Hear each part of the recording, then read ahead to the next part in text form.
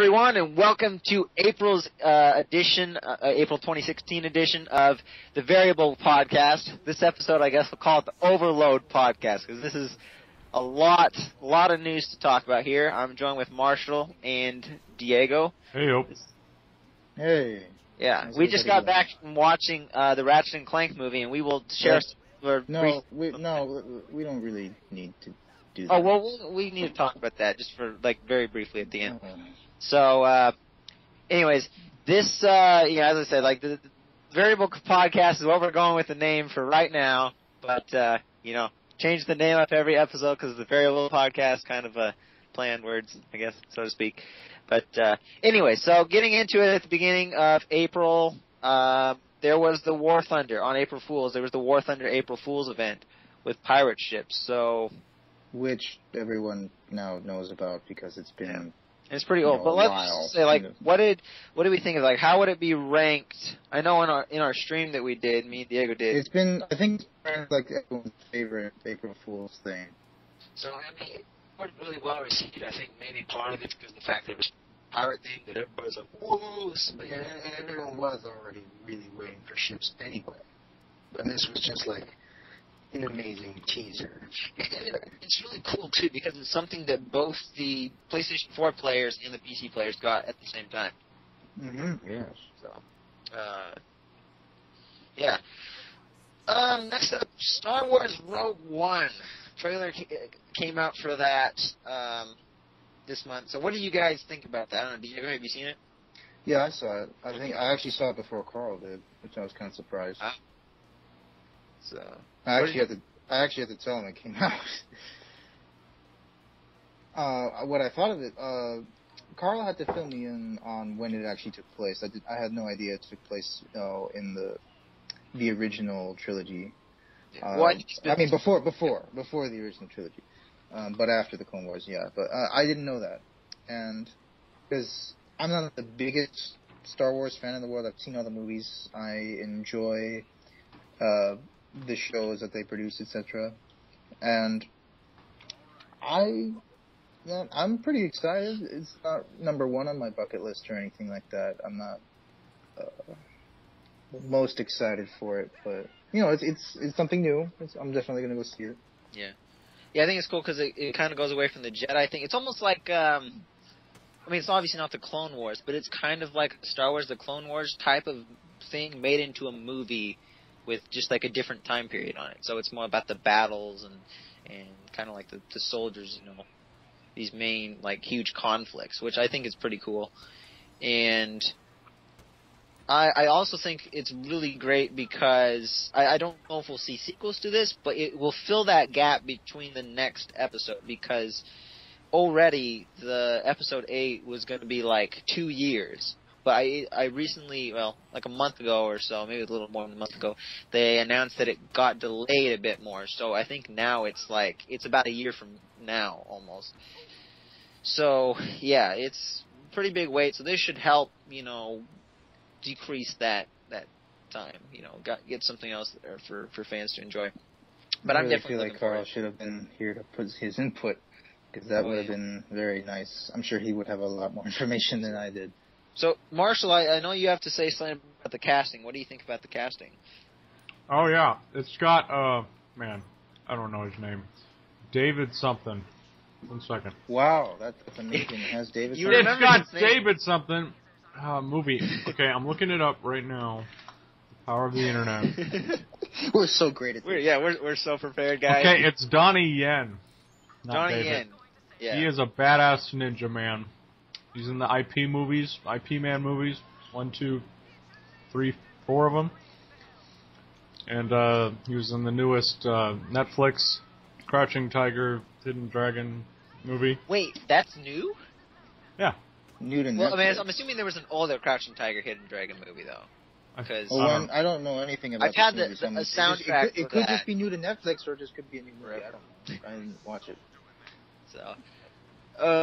but yeah, and then of course Forrest Whitaker. I know some people are saying it's an odd casting decision for Forrest Whitaker as whatever character. Whatever. I don't know. Well, what would you say that guy is? Looks like a bounty person. We're so good at this. We're already a month late, and we don't even know what we're talking about. But yeah, Forrest Whitaker. I mean, I think I think he fits the role. I mean, some people are saying like because of the other roles he's played, like they can't help but just seeing Forrest Whitaker. And I know there definitely are some characters. Like for me, it's in like the Avengers or the Avengers. Who's the girl that plays Katniss in the Hunger Games? She's in the new Avengers movie, right? She is? No, I think or is it? Oh, X-Men. She's in X-Men. X-Men. I was gonna say, no, what? Who is she I playing? think you're thinking of the girl from Game of Thrones, right? No, the girl who's Oh, right, Mystique. Yeah. Yeah, so she's playing. Yeah, so like that one, I'm like, I don't know the actor's name, but I'm like, this is Katniss. Jennifer Lawrence. It's not Jennifer Lawrence. Yeah, it is. Wait, is it? Yes. Do you have it on your screen? Yes. No, I know her name. It's Jennifer Lawrence. Okay, I guess so. Oh, yeah. I was thinking of somebody else. For some reason, I was thinking of Jennifer Garner for some reason. I don't know why I thought that. But anyway, so I don't know. I think Forrest Whitaker kind of looks the role for me personally. But you can say what from it what you think on that yourself. So another movie that actually came out this month that me and Marshall went to see earlier in the month. Diego was considering seeing it, but it's Hardcore Henry. So this is. I heard that gave you a lot of headaches. Yeah, from Marshall, which I didn't find it After Effects. So. Yeah, well, the shaky cam. I mean, it was first person, but there was no stabilization. Like a video game movie, more or less. So it was definitely quite a new experience. And do you think it was?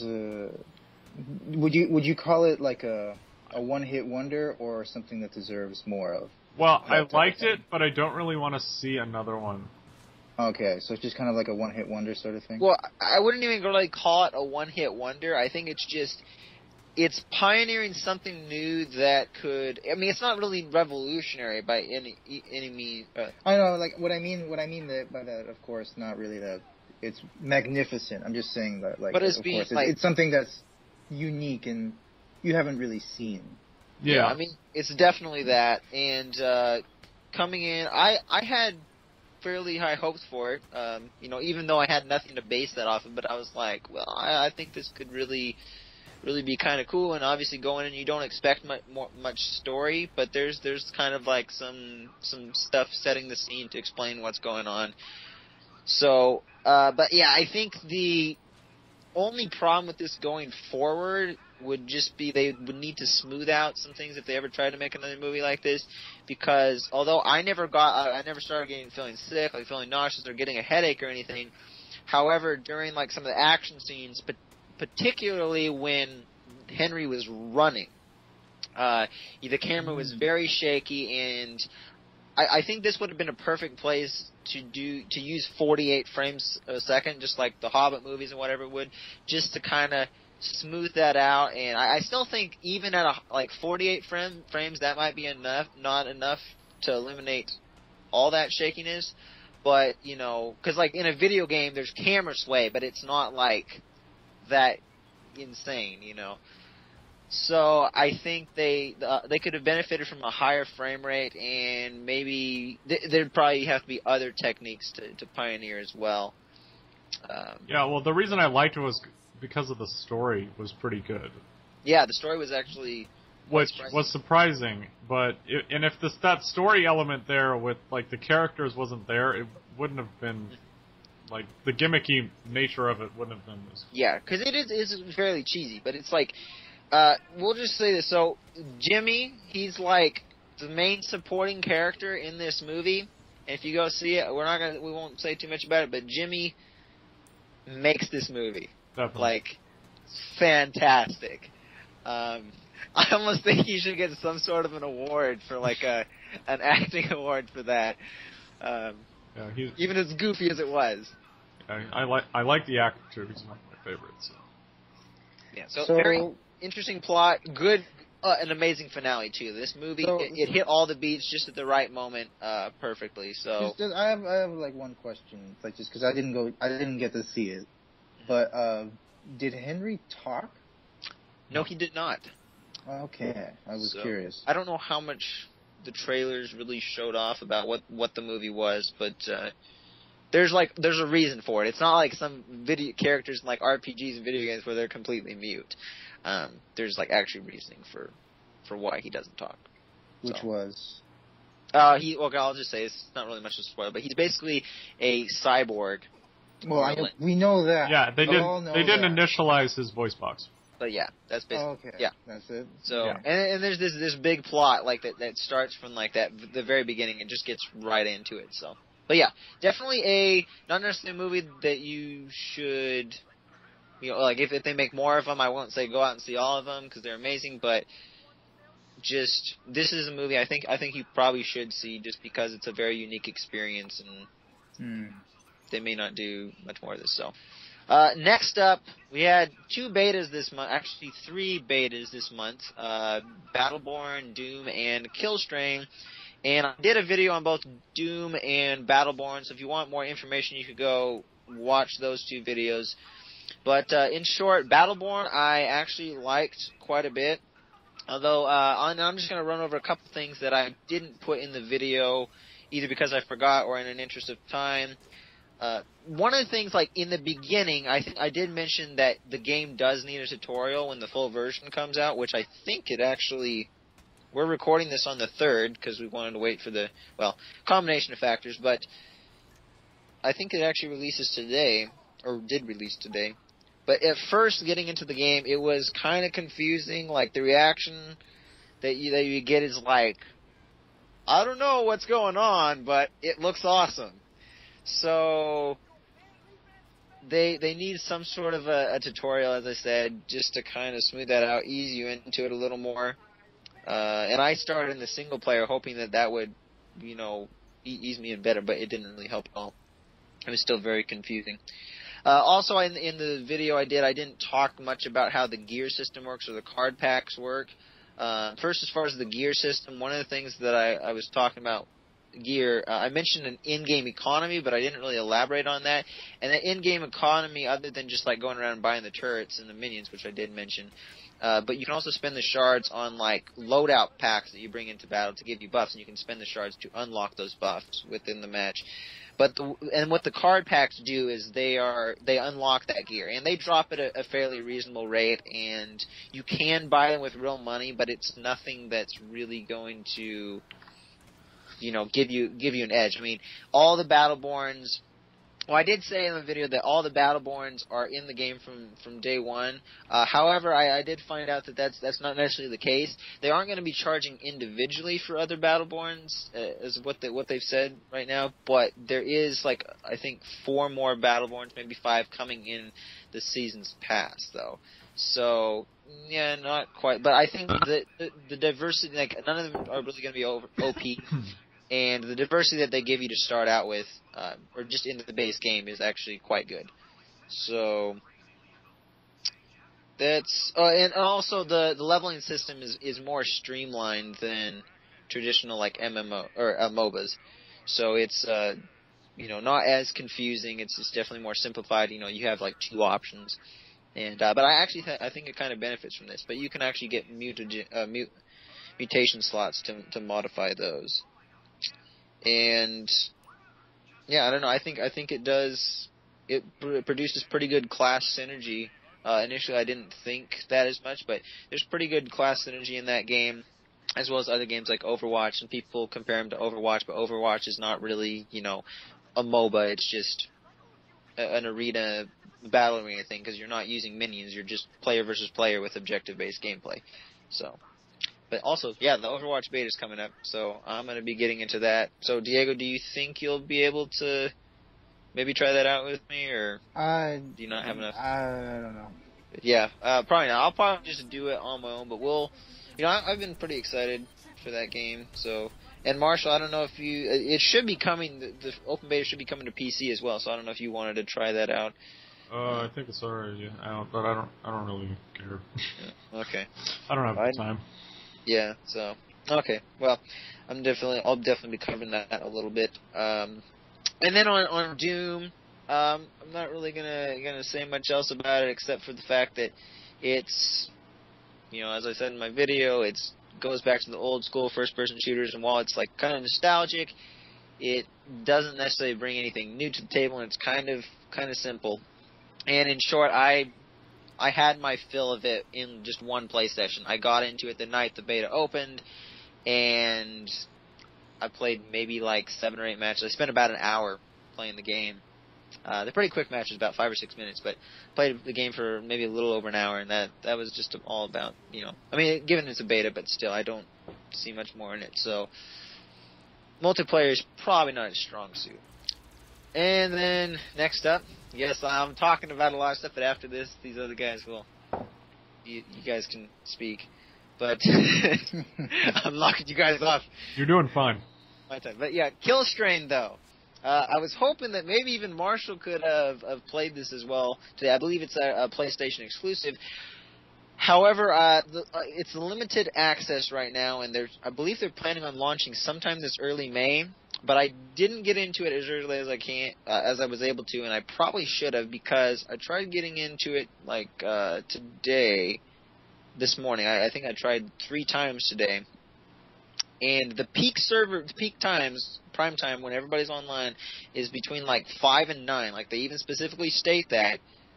And it even gives you a player count at one point in the lobby of how many players are online. And the most I ever saw online at one point was 7 players total. And you have to have 9 players to even begin the match. And now, keep in mind, this is not really an indie game. It kind of feels a little indie-ish. It's made by a very small development team, directly from Sony Computer Entertainment. So, I guess they didn't originally, they showed this off a year or 2 ago. Well, it wasn't that long, but year and a half ago. I thought maybe it was just going to be like a animated comic thing or something like that. But maybe that was the case, but it's actually a game, and it just doesn't seem like they put much marketing behind it or anything. I mean, given it is limited access, but still, I'm very concerned for this game when it comes out, that it doesn't seem like it's going to last very long, especially if you absolutely have to have the 9 players, because it's asymmetric multiplayer, 2 teams of 4, and then there's another team with the mutant on it. So, yeah, I mean, you have to, from what I can tell, you have to have those 9 players, and there may only be that, 1 game mode. So, and it's going to be free to play, though, is the thing, too. So, hopefully that will help it out, but I'm not too confident. This could be really just a flop, something that goes really unnoticed. But the game doesn't look too bad, but I can't really say, how it plays, because I haven't even got the opportunity to play it. So. And then, of course, two other big game releases this month were Dark Souls 3 and Ratchet Clank, which neither one of us have played. None of us have played. I don't know if I said neither. Oh, let's just skip that. So, really wish I got Dark Souls 3 then. But, okay, so, I'm the Fallout guy, so I would normally be the one to talk about this stuff, but I just haven't been keeping up on the Fallout 4 DLC, but Diego has, so why don't you share with us about the latest DLC, the Wasteland DLC? I'll tell you what I can. So far, what I've been most interested in is mainly what sort of actual additions, weapon, perk-wise, and my personal preference, animal-wise, because frankly, in my opinion, Fallout 4 is very lacking in wildlife enemies. Yeah. And I've just, so far, the only leaks that have been, found out about any animal enemies are just 2 leaks. But one kind of, and the other kind of, wow, that's going to be cool. The first one, of course, is a new type of yogai, which is actually a ghoul. So this is a ghoul yogai. Well, the yogais were kind of already... I know. But so this one, who knows how they're going to make it look like and how big, etc. But the next one that's been leaked is the intriguing one to me. It is a giant squid enemy. Wow. So are these going to be added to the next DLC, or are they just going to be added to the base game or something? That is a good question. I would feel like they might just be added to the DLC area, But I would love it if they weren't, because there's plenty of water around the base game area that they could easily fit some giant squids in. But like without the DLC, without them adding something, there's really nothing to do in the water, so there's no. Yeah, and plus, other than that like, one quest where you go. Perk-wise, there are going to be some new perks added. They're still kind of hard to find information on, but some people have cracked that some of these perks are going to actually involve using armor underwater. Ooh. So that's going to be interesting. Yeah, you could even have your own little mini submarine. Yeah, one of the perks actually shows what looks like a small chamber, kind of similar to a diving bell, but not really, but just kind of a small encasement where you're in, by tubes and everything, and some of the dolphins that you see are dead on the beaches swimming around it, circling it like a shark. So who knows? Maybe these dolphins that we see dead on the beaches will be a new type of enemy we face. I would love to see them actually, swimming around instead of just dead and rotting. So regarding the Wasteland DLC, what's your favorite feature added in that? The Wasteland. Oh, you mean that one? Yeah, just the small one. No, I didn't add any animals. Yeah. It was mainly kind of just the decoration sort of update. I mean, the biggest part of it, in my opinion, was really the ability to build, you could say, a gladiator arena. Yeah. In your base. Traps. Yeah, and the traps, I guess. Yeah, but mainly it was just kind of a decorative DLC. One thing when I was over watching Diego, looking at what Diego had done with one of his settlements regarding that, the traps for death claws, I find them absolutely hilarious because you don't even press a button to open them. You just have to melee the. You can build a button, but it doesn't make it any different. You just have to melee the trap, which it makes no sense. But yeah, I mean you can put a button, and most people will, but honestly, the only benefit of having a button is if you actually put the cage in, say, a gladiator arena. If you don't have a gladiator arena, you don't need to build a button at all. Just melee the cage and it'll open. And that's kind of, they explain that as kind of a danger. So, say your base is raided, the enemy can release any animals you have trapped at the moment by damaging the cage, which is the idea, kind of. But that's never happened. I mean, yeah. I have. It seems like it's a little harder than it would seem to, than it sounds to actually set up these fights. And my friend Michaelis has been trying to do it, and he's having kind of a rough time. I think we finally figured out what was wrong. Is that he built the arena, he got everyone to sit down and watch, but every time he would let out the enemy competitor from his cage, every audience member would start shooting at him. So, that's you put this. I don't know. Bethesda really needs to. No, and then I think we tried looking all over the internet to see what we were doing wrong, because everyone else seemed to be having no trouble with this. And then I think we looked back at the trailer, and I think finally we have an idea of what may be going on, and that we might actually have to put a beacon that makes the animal tame when it comes out of its cage. Okay. But to me it makes no sense. I mean, because they're going to be fighting anyway, and there's no way this animal can get out of the arena. So it weirds me out a little bit, and we haven't actually gotten to try it yet. Hopefully maybe this weekend or something. But if that's not the problem, then I honestly don't know what it is, because no one else seems to have this problem, and it's just annoying. Because we made sure, okay, the walls are high enough, we have a button so we don't have to be in the arena with the creature. And we thought at first, we tried it first with some gunners. We had the companion Strong, the super mutant, in the arena, and he gave him just a Gragnok's axe. Nice. And then Conan. we gave him some super mutant armor, and we told him, okay, go sit in that corner. We'll release your opponent, which is a couple of gunners. And then after we release the gunners, then all of a sudden the audience starts shooting at the gunner, And we're just like, oh, what, really? Yeah, It's like everything was ruined. So it seems like too many additional steps or too many things to have to account for. Yeah, and there's no tutorial on how to do it at all. So you kind of just Well, I didn't really expect there to be, but just like So the main thing, at first we thought, okay, maybe we can't put anything in the arena that can harm the audience, because like the gunner can shoot at the audience, etc.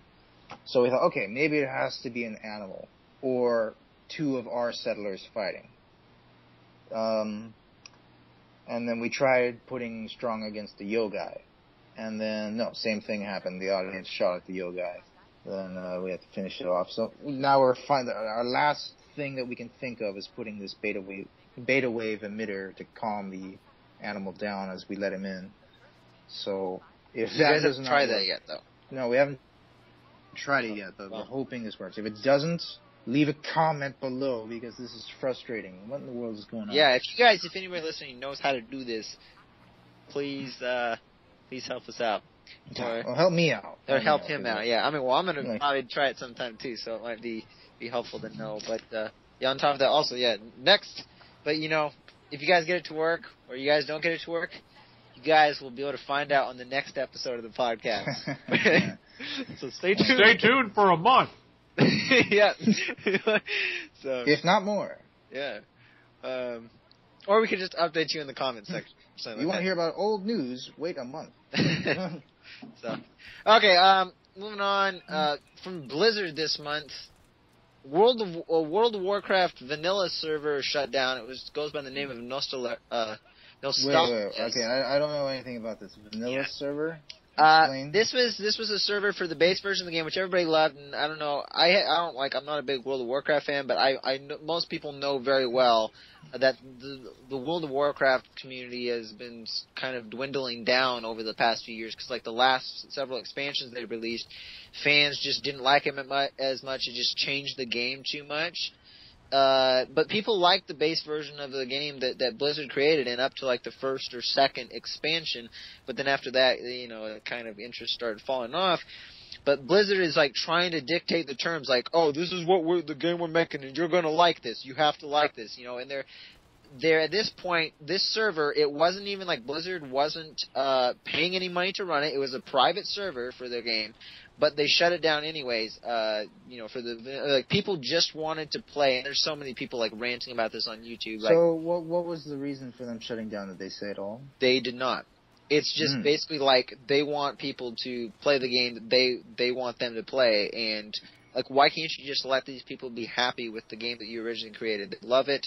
They took all this time, and people, I saw screenshots, even videos of people, like, in the game. I mean, maybe you could claim, like, oh, these people don't have a life if they're doing this, but at the same time, it was like, it just shows you, because there's all these people, like, they took their characters in the game, and they were walking together just to, like, some sort of a mountaintop or whatever, with, like, torches in their hands, like, kind of, like, commemorating, like, the fall of this server. The server. That does kind of sound like a no life thing. But yeah, I mean, it's still, like this. Diego. Sorry. For some people, though, this was like a huge part of their life, and this is just like Blizzard. I mean, obviously the game isn't unplayable at the vanilla state, I think, but like actually maybe it is now. I don't really know the full story on it, but yeah, Blizzard is just making some poor moves right now, and they're like really hurting the community and just putting them off. So well, at least they're getting their own movies, so just be happy about that. Okay, moving on.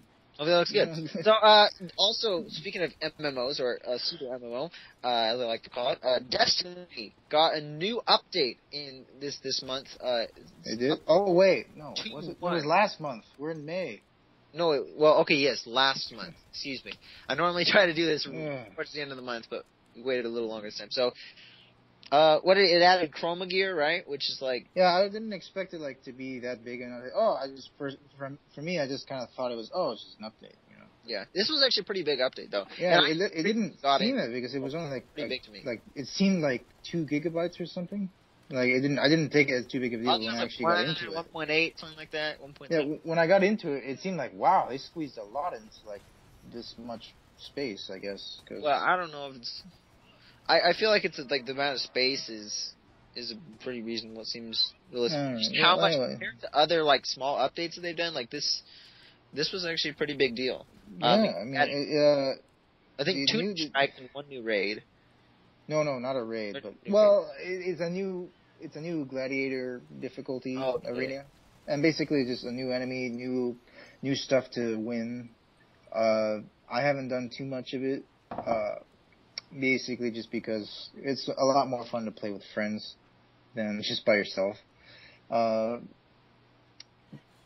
I keep getting surprised because I haven't done all the stuff yet, and frankly, I need to catch up because I haven't even. This is going to sound really pathetic to many Destiny players, but I haven't even beat the Crota. No, not the Crota. The Oryx raid yet, and frankly, just because darn it, I want some friends to play it with. And I don't really want to just play with random people. Yeah. So hopefully, I mean, I should be getting back into that. I mean, I was trying to finish it up before Uncharted 4 came out, but I'll probably be finishing it up late May, early June, or whatever. So, and hopefully, we'll get into that, and we'll be able to beat it.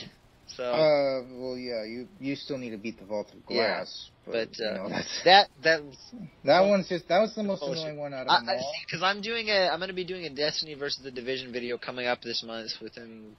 Well, it'll probably have to be after. Not really the same, but all right. I'm just going to make some comparisons to. Anyways, you'll see if you want to watch the video. Other people have done some. Anyway, just my opinion, I'm probably not going to bother. The first raid was the worst. I didn't like the first raid, but the second and the third are pretty cool. I got to say. So I'll just. And also, this is. You can when I put out that video, I'm also going to share some of this other information. But some of you may have already heard this, especially if you're a big Destiny fan, or if you're keeping up on news surrounding Destiny in general. There was some information about a month ago that was announced or released about Year 1 Destiny and what it was supposed to be. There was.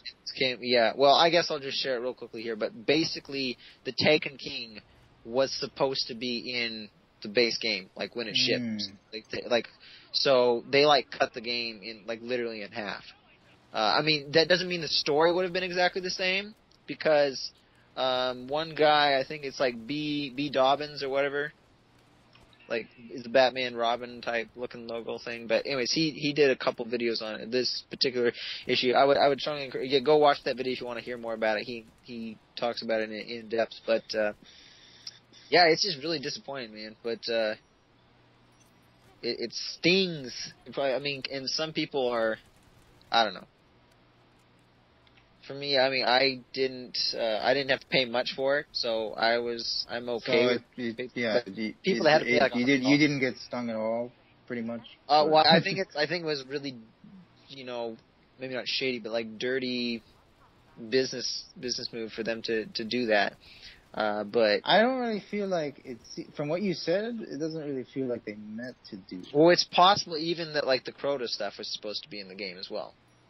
And instead of getting it for $60, you're gonna have to pay. Yeah, like I said, it doesn't really sound like they meant for that to happen. Well, I mean, who knows when it was taken out in the development cycle, but it was. Basically, it was. I don't even know if it was done, but it was meant to be in the game. I think it might have been. Anyways, I think this is something that I feel like I'll look more into it because this doesn't seem like enough information for me to actually make a judgment. Yeah, go watch that video, but it's kind of something that I don't really support. I think what Bungie did was. I don't even know what they did 100% because frankly I feel like I just need more information because I don't know. And there's talk of a Destiny 2, but I'm not going to get into that. I mean, who knows? I don't think it can be coming anytime soon. But anyways, moving on though. Big leak this month. Red Dead Redemption 2, as people are calling it. I feel like a lot of people forget that there was a game before Red Dead Redemption, which was Red Dead Revolver. I think it was on the original Xbox as well, but I know it was on the PS2. And probably on the PC. Well, considering I played the remaster. Considering just Red Dead Redemption just kind of seemed like a reboot almost more than just a sequel. Well, this one is going to be a prequel. It's not really it's a sequel. I was originally when they were starting to talk ooh, there might be a new Red Dead game coming up. I was thinking, okay, they might do something totally different, like, because so far they haven't had any between Red Dead Revolver and Red Dead Redemption. They're entirely disconnected. But I figure, if they do a sequel to Red Dead Redemption, it would probably just be Jack Marston, because there's definitely something to carry on there. Because at the end of Red Dead Redemption, you play as Jack Marston, and at this point, I think it's okay to spoil it. But anyways, you go and kill. You go and kill the man who killed John Marston, your father, who you play as like 95% of the game, 99% of the game. Yeah, and like then you play as him, of course. I mean, you play as his son, of course, like you just said. Yeah. But then no one likes playing as the son because of his darn voice. I hate his voice so much. I don't know. I was okay. It doesn't change at all from when he was a kid, and it's just so annoying. It's true. But anyways, I mean, I'm really looking forward to this. I mean, even people that have played Red Dead Redemption, like the Undead Nightmare thing, it's like one of the best DLCs out there, like to expand the game. It pretty much even sold as its own thing. Oh yeah, yeah. So it's fantastic. Who knows what they're gonna do with like this game? Apparently, they even have Great Plains and Blackwater in it towards like the southern portion of this map because the map was leaked. I think on like NeoGAF.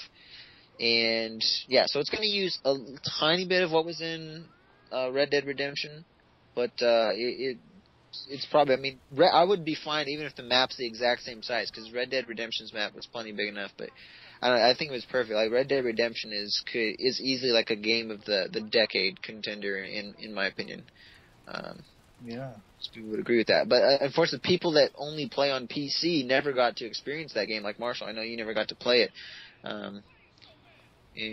Or actually, no, you did. What am I talking about? I thought we played together. I was going to say. I don't know. Didn't we, like, take over a Mexican fort and stay there as long as possible with cannons? Yeah, well, I don't know if Marshall was in on that part, but, anyways, so, because he has it on his PS3. But, yeah, it's a shame the PC players never got to Yeah, because that's what we have it on, Jared. Anyways, yeah. But, anyway, so, Mirror's Edge Catalyst, basically, all I have to say about this gameplay, there's a bunch of like extended gameplay stuff that IGN got their hands on and everything. I was kind of, debating whether or not to get it, but from what I can tell, I mean, the game still, like in some of the cutscenes, like the hair physics needed a bit of work. Like there's one point where Faith, she's like reaching down and touch her toes or whatever, and her hair doesn't even move. But, it could just be an older version of the game. But just generally speaking, like the way the gameplay feels, like yes, it's open world and all that stuff, and it seems like it's going to have maybe a more elaborate story this time. But it doesn't seem like it's enough for me to go and like I wasn't a big enough fan of it for me to go out and purchase it. But it does seem more fluid than the original Mirror's Edge, and I enjoyed Mirror's Edge quite a bit. But I kind of want to wait to get that one on PC at a lower price. Okay, so let's see. I actually did see some news here. Let's see. The next Battlefield trailer is going to apparently be released Friday. Oh, also, real quickly, last month we were talking about Battlefield and Call of Duty, and there was the rumors about Call of Duty maybe being in space. And yes, if you guys have seen the trailers, it's Call of Duty Infinite Warfare, yes. And it is in space. So. And also, cool. Depending on which edition you get of the game, you also get Modern Warfare 1 Remastered, which is very exciting. I'd love to play that again. Yeah. Oh, and it looks very nice and pretty. I mean, we all want to do the all gillied up again, having it look nice. That's like the most iconic, like that's like the mission of Modern Warfare. That's going to be so fun to do again. I'm going to personally get both. I mean, it's $100. I don't. For that, so. I know. I mean, both Call of Duty and Battlefield. Oh yeah. Because just frankly, I only ever play Battlefield to be in vehicles. I don't really, care for being a soldier too much. I mean, for me, it's all about the tanks. It's all about the jets.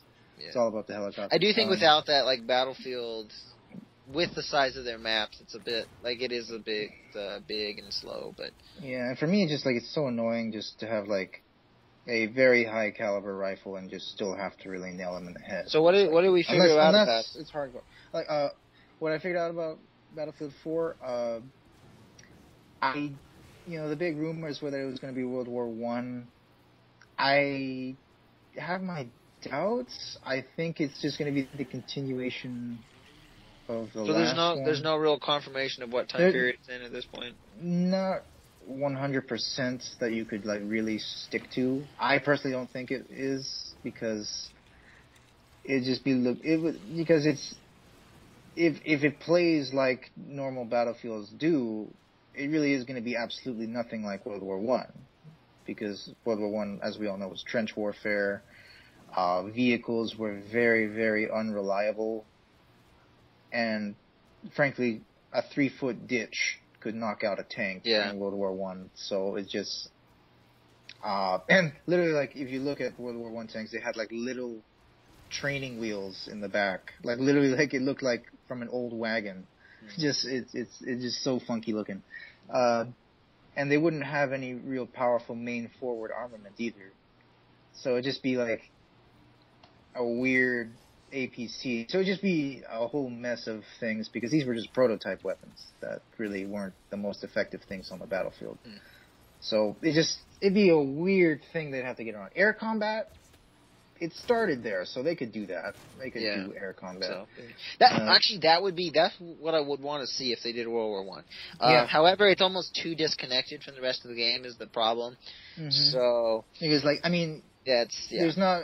If you go in the air, there's not really much you could do to help the soldiers on the ground as an aircraft. So I think it can work as a game, but it just doesn't. If Battlefield want to maintain their formula, because like in Battlefield, I think when I play Battlefield on multiplayer, I think vehicles, because they're a big part, because the maps are very big depending on what game mode you play, etc.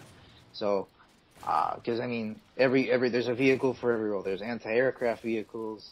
There's jeeps. There's motorcycles. There's ATVs. There's tanks, of course. Helicopters, jets, and they all play their unique role. But while everyone's kind of getting tired of the future, I think it's an interesting balance, because with Call of Duty, it's like, yes, people say they want innovation, and I normally say that. There's the thing. I don't know. Do you want because many people like the past because it has a big charm about it. But there's not much innovation you can put there. You can be pretty creative in a lot of elements. Yeah, I think basically that's what it needs. Like, I think at this point, World War II shooters and something like that. World War II, I think, personally, is as far back as any shooter should go. Yeah.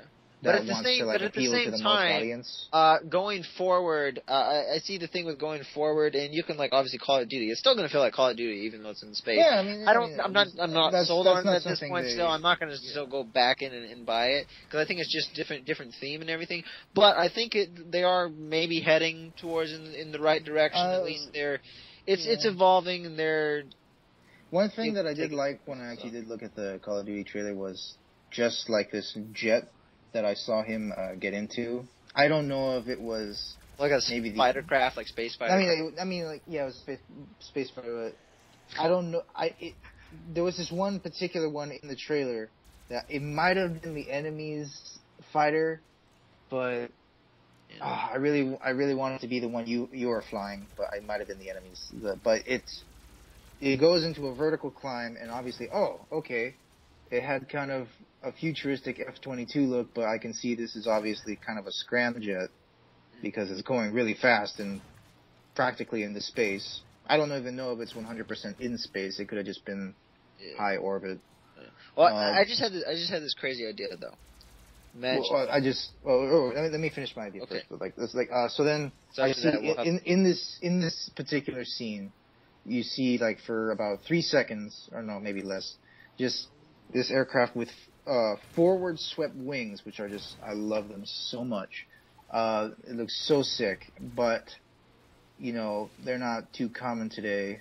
The only modern example I can think of is not even in production, but it's still really cool. The Su-47, which is a Russian aircraft, which looks super sweet. This thing reminded me of that.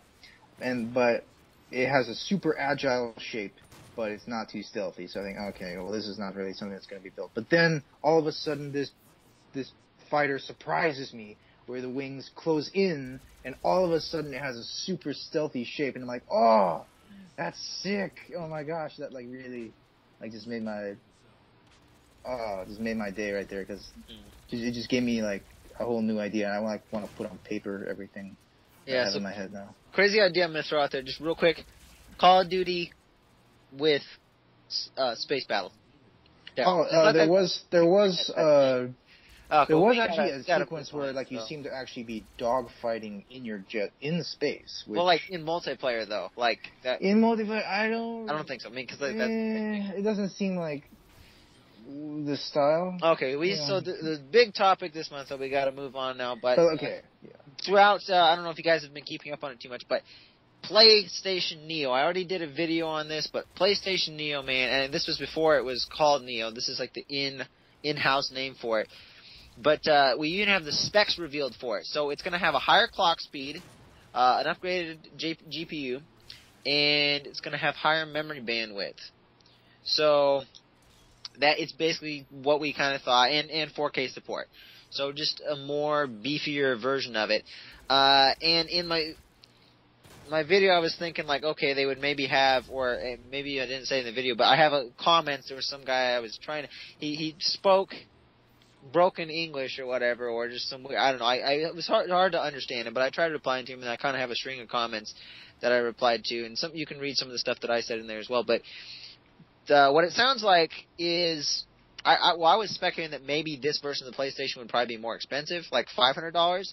And in the end, it's probably this increase in power is more due to them trying to support the PlayStation VR, and it might be required for that. Your VR is not doing very good in the news lately. Oh, well, what did you hear about it? I mean, so far apparently it seems more just like a gimmick now. Oh, it's not a gimmick.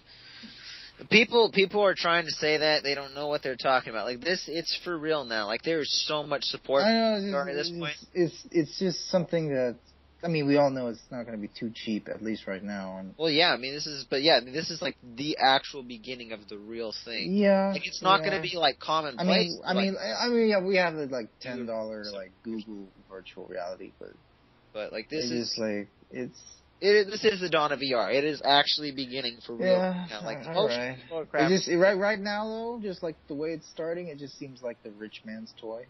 Yeah, well, it definitely is. I mean, that's kind of like when you have this new technology, there's always those early adopters, and you have to pay that early adopter price if you want it. But anyways, for PlayStation Neo, though, it turns out that PlayStation Neo sounds like it might be releasing at $400, and the PlayStation 4 is going to get a price drop, so it'll probably go down to like $300.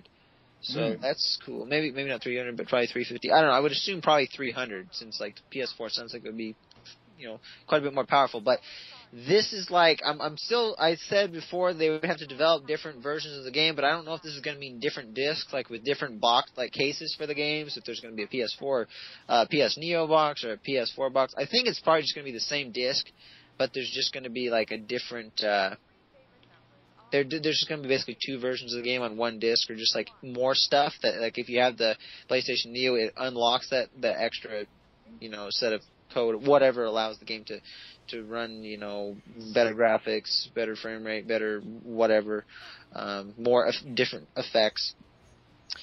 But I also said in my video that, and I clarified this in the comments, that what I meant when I said I think there's nothing really bad that I see with it is like for the consumer. Like the consumer has no reason to worry about this. However, for developers, it does create some extra work for them. And for instance, one developer, I can't remember what company they were from, but they actually already kind of spoke out and said they weren't very happy about this. But for the consumer, this is like just gives them another option, another way to play their games. And as I said, it means that for people that haven't got current gen console yet, the PS4 is going to be dropping down to $300. So at this point, you might want to consider, if you're considering getting one, get either the PS4 or the Xbox One at this point, because they're cheap, like $100 cheaper than they were at launch. I mean, the Xbox One is like, I think it's like $350 right now, or is it $300? I don't know. Anyways, it's at least like $150 cheaper, because it was $500 when it shipped with the Kinect and everything. But honestly, this there's a incredibly high chance that there isn't going to be a next generation of consoles. Like, this is it. Now, it's quite an interesting turn considering this is their most successful release yet. Oh yeah. Well, I mean, for Xbox, definitely not. Because it basically flipped around from last generation. Like the PlayStation had a very slow start, very bad launch. They messed things up horrible. This time it's the Xbox division that messed it up. But because there's not even that many. I think PS4s at this point. I mean, there's no chance. There's a huge difference between the amount of PS4s versus Xbox Ones. But regardless of that, consoles. This being said, what I said about this being the last console generation doesn't mean consoles are dead, but they are going to be evolving, and they are evolving quite dramatically. I mean, Phil Spencer came out and said, "Oh, this maybe upgradable Xbox One and everything," and PlayStation's coming out with PlayStation Neo thing. And if you guys don't believe what I said about this being the last console generation, there was an interview that I think it was at one point one of the guys from IGN. It was either one of the guys from IGN or Game Informer, and I think there's actually some article where it's written, it's quoted. But Shuhei Yoshida, in an interview, said when they were talking, is there going to be another? I don't know if somebody asked the question exactly, but Shuhei Yoshida basically just said, "Well, it's a big if there is going to be one." If there is going to be a next generation of consoles. So from the head of PlayStation himself, he's saying there is a very good chance that there isn't going to be one. But as I said, that doesn't mean consoles are going to stop. Consoles are still going to be around. But they're just going to evolve, and they're going to be changing. It's going to be different how they're supported from here on out. Also, the Assassin's Creed movie. Not much development on it, though. But recently I saw a video of some people talking about it, so I decided to look into it and see if there's any trailers. I don't even know if there's a real trailer. There's one on HD Movies or whatever. There was one that seemed kind of legit, but it seems like it takes half the trailers out there, or maybe more than half the trailers, are just stuff that people have thrown together. Some of them literally just use scenes from other movies that I've actually seen parts of before. So basically, the majority of trailers out there are just totally fake. They're just fan-made stuff. And but the ones that do seem authentic, it seems like a large portion of the movie is focusing on Abstergo or whatever. And when it goes back to the actual part of Assassin's Creed that we is going back in history to different time periods. It seems like they're kind of going back to the Crusades time period, kind of with what Assassin's Creed 1 was. But so far, though, even from what I've seen of even the most legitimate looking trailers, it's not too promising. Not too hopeful for it. So, but we'll have to see. Let It Die recently got another trailer as well. You might remember this game. I don't know if Marshall probably wouldn't, but Diego, in E3 they showed it. Do you remember at the PlayStation conference? Do you ever remember them showing a game off that was kind of like an isometric looking Mortal Kombat, gritty Mortal Kombat, but it was prison. It was in prison and you were fighting. No. Okay, well, there was a game that they showed up with prisoners. They were fighting. They were almost knee deep in water at some point, and it was very brutal. And I'm 99% sure this is the same game, but Let It Die. Well, now they got new trailers for it. It is an entirely different game. It is not even close. It's now it's an animated, cartoony looking game. It doesn't have the prisoners fighting anymore or whatever. Are you sure it's the same game? Yeah, it looks entirely different. There's a couple tiny little similarities that I can maybe pick out, but I wasn't 100% sure when I saw the name, but then at the end they showed the logo and it's a Grim Reaper on a skateboard, and I was like, yep, that's the game. So they've totally went back to the drawing board with that game, and I don't know if it'll necessarily be better, but I think it'll definitely appeal to a wider audience, because what Let It Die was looking up to be, it seemed like it was going to be a very it definitely hard M game. I think it was going to be free to play, but I don't think it would have interested too many people. I was thinking maybe to get into it, but it was pretty hard. I'm just looking up at it now. I have no idea what kind of game this is. Yeah, I mean, just looking at it, it looks nothing like the first game that I described. I mean, like, I don't even know if it is. I mean, like, I'm looking at the Grim Reaper thing, like, here at the end, but, like, it does, I don't even know where you got the prison idea from. Well, that's what they showed when they originally showed the game off. Like, it's entirely back, like... I mean, I'm looking... I could be wrong, but I'm, like, 99% sure that this is the same game, just, like, with... I mean, okay, I'm looking at multiple ones here. Let's see, okay, I'm not sure if this is a prison. Okay, No, it's... This is a trailer from 2014, and, I don't see anything revolving around a prison. I'll have to look into it real quick, and I'll clarify it in the comments if I was wrong or not. But, okay, and then real quickly, Mafia 3 got a release date October 4th, so that's, like, my most anticipated game of this year.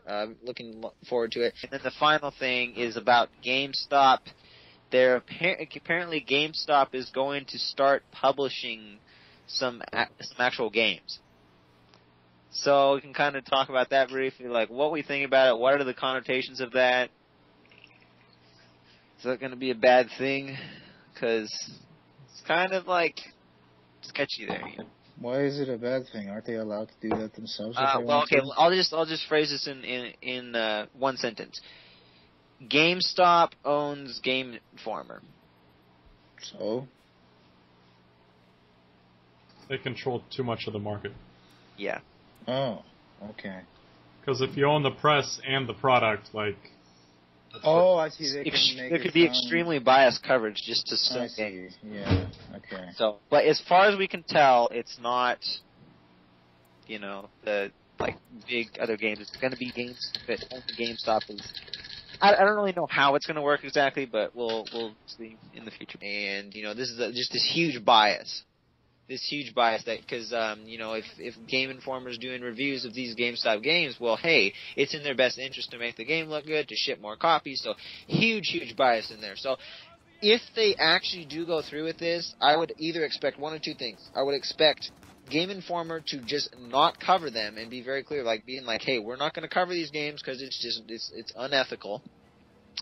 And then two, if they somehow did decide to cover them, they would have to find some way of... I mean, I can understand them marketing them in like, GameStop, or in, like, maybe putting more ads in Game Informer. That I guess is... I would say that passes in my book, but to actually, like, review it, if they did review it, they would have to put, like, such a blatantly obvious disclaimer in there to be like, hey, we have significant financial interest in the fact that, like, how this product performs. We want it to perform good. So take everything we say with a huge grain of salt. I would say more like with a teaspoon of salt, or a tablespoon of salt, or a cup of salt. You know. So the point is that it's a small thing, not that it's a big thing when you that expression. Yeah, that's true. So that's why it's really not a grain of salt. Like, it's this big thing. Like, but you know. I'm kind of just interested also to see how this would actually work out. Like, how would they go about publishing games? I mean, basically, they would just, and I guess it doesn't seem too hard. I mean, for them to develop a game, that would be entirely different. But to publish a game seems reasonable, but I don't think they should do it. And so, yeah, stay tuned for Uncharted 4 review. If you made it this far, there's an Uncharted 4 review coming up, you know, hopefully within 2 weeks after the game comes out. And Destiny vs. The Division video. And I might still... Okay. Oh, actually, I'm probably not going to do the top 10 video. Yes, I'm still talking about top 10s from last year. But what I'm going to do, in the description of this video, I will have my top 10 games of last year in the description, just listed there. So... Because I was planning on doing the top 10 video, but I never had the time to do it. So, unfortunately. But anyways, thank you guys for watching to this probably like hour-long episode, maybe a little longer than an hour. But, yeah. So any closing thoughts you guys have on any of the stuff we talked about? No, I think talking for an hour covered it. Yeah. We're going to talk about the Ratchet Clank movie, but... Nah. Okay. Your one word, Diego? Bye. Okay. Sounds like I'm saying okay to your bye, but I'm saying okay to your bye and okay to Ratchet and Clank. Maybe I don't know. if you guys want to make a video later talking about it, I know you guys said you might not want to, but I might just do something myself. I don't know. But if you go out and see it, don't be expecting to see something super good. But it's an origin story. Let's just put it at that. I think just people going to see a video game movie already kind of know that. Yeah, but it's animated, so you might not think that it would be. It's not bad. Well, okay. I'm not sure how that really gets into it, but all right. Yeah, I would just say this is my verdict. Not bad. Okay. Origin story. There we go. Okay, bye guys. Bye.